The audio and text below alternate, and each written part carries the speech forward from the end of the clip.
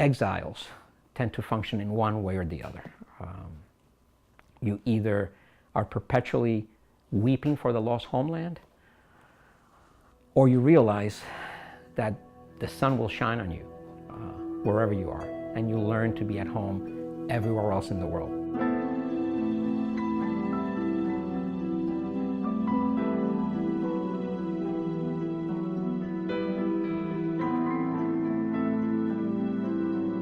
He has this dream that has been shared with me by his daughter Hortensia, and in this dream a figure takes him. He asks to go see his home in Matanzas, and the figure takes him like an angel, traveling with you through the skies, shows him his homeland.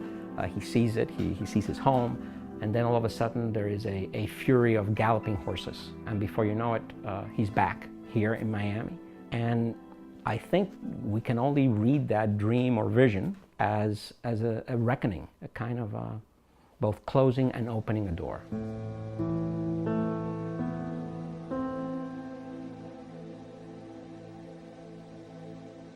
My father came at 42. He was already a mature, established artist, and he gets here and he has nothing. He is a nobody. He is a nobody. I can see people not wanting to work again and losing that spirit. Makes total sense. But when you've got that inside you, you may explode if you don't paint it.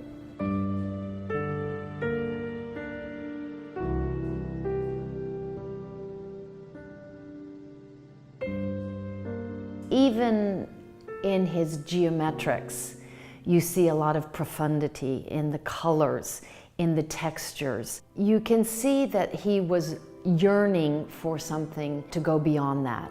And as we looked at his mature works, everything that we saw pointed to this spiritual and mystic element.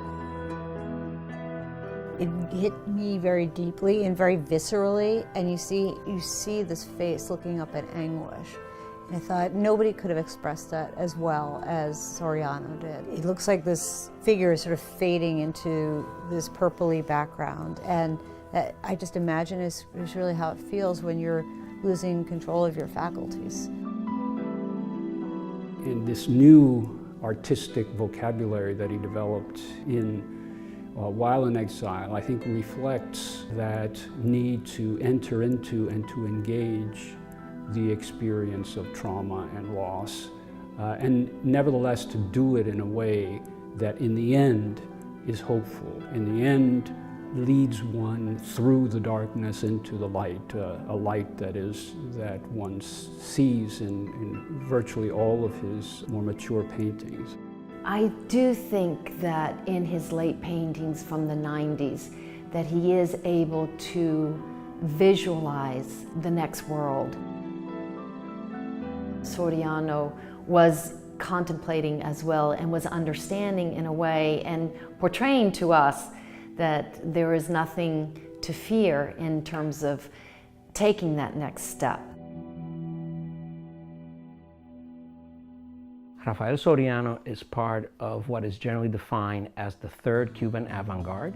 That is the third generation of modern artists that emerged in the island. He's the generation of artists born in the 1920s, and they really come of age as artists in the 40s and early 50s. And he is a pioneer in geometric and concrete abstraction. And then once he left Cuba in 1962, his work goes through one of the most extraordinary transformations, I would say, in the history of Latin American art, if not modern art in general, and becomes something that goes beyond the nature of painting and speaks of mysterious and spiritual values.